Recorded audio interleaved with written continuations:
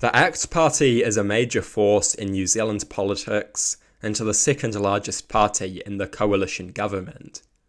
The ACT Party is a neoliberal party. Some people claim that the ACT Party is a far-right political party. Some people claim that the ACT Party is a fascist political party. It is my view that these claims are mistaken. Is the ACT Party a fascist party? To answer this question, we have to identify the defining characteristics of fascism. We must then identify the extent to which the ACT Party exhibits these characteristics. Fascism is defined by an array of characteristics: authoritarianism, autocracy, collectivism, ultranationalism, cult of personality, the expectation of unquestioning obedience, a love of war and violence. These are some of the defining characteristics of fascism as a political ideology and a historical force. To what extent does the ACT Party exhibit these characteristics? Is the ACT Party authoritarian? The ACT Party is authoritarian in the sense that they want working people to be at the mercy of their employers. The ACT Party hates trade unions and wants to stagnate the minimum wage. This puts workers in a position of powerlessness. They are not free, they exist at the mercy of their employer. But this is not authoritarian in the same sense that fascism is authoritarian. Fascism is authoritarian in the sense that the state is overbearing and repressive. While ACT is not as libertarian as they sometimes pretend to be, they do not believe in or advocate the state authoritarianism that defines fascism. And to compare their minor authoritarian moments to fascist state authoritarianism would be to downplay the evil of fascist state authoritarianism. Does the ACT Party push for autocratic governance? No, they do not. ACT has never advocated for an autocratic dictatorial government. Is the ACT Party intensely collectivist? No, quite the opposite. The ACT Party believes in extreme individualism. The ACT Party, like any neoliberal party, believes in harsh, unforgiving individualism. This is a far cry from the intense collectivism of fascism. Does the ACT Party support ultranationalism? Again, no. The ACT Party has little to no interest in nationalistic rhetoric or nationalistic policy.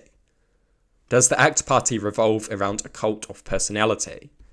I don't think so. All of the propaganda in the world couldn't build a cult of personality around David Seymour. The ACT Party has had many different leaders, and none of them were particularly beloved as individuals. The expectation of unquestioning obedience, radical thoughtlessness, now that is a defining aspect of fascism. And it is also something that is absent from the ACT Party. Of course, a certain degree of mindless loyalty is expected, but that is true of most political parties. And finally, a love of war and violence.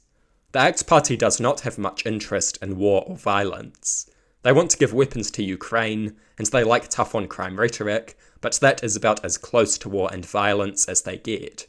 This is a far cry from fascism, which is obsessed with war and violence. The ACT Party is not fascist. The ACT Party is not even remotely close to fascism.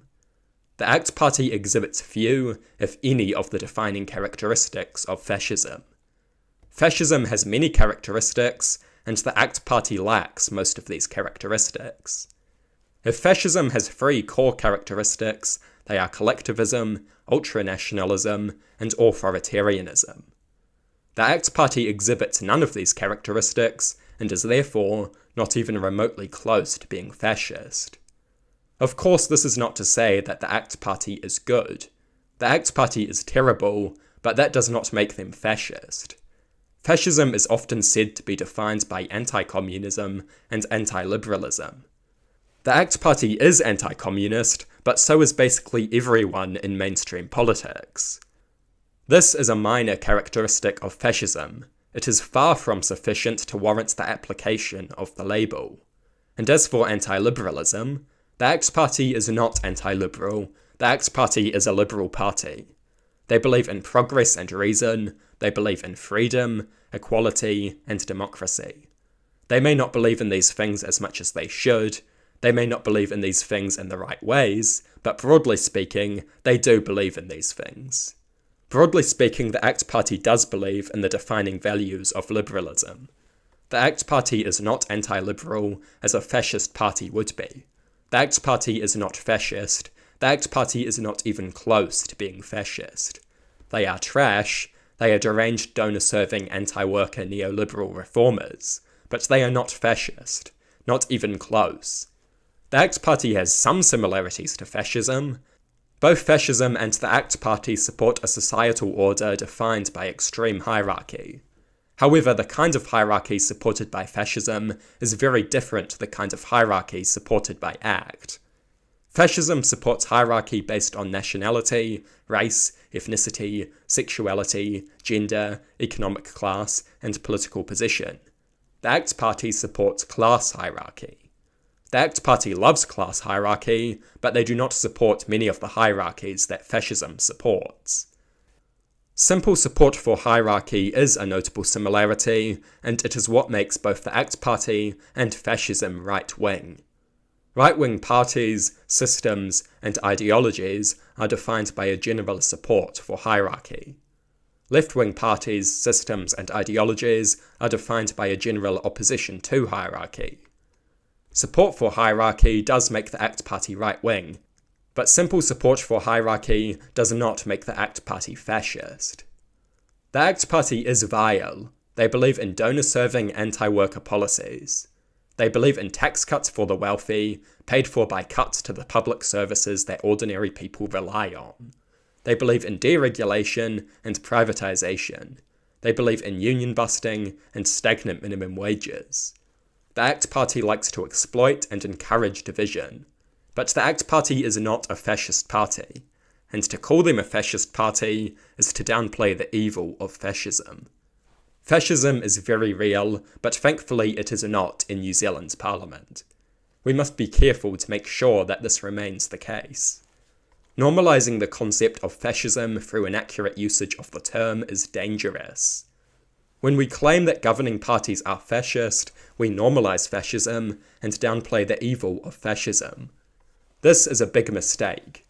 The government is very bad, but it is nowhere near being fascist.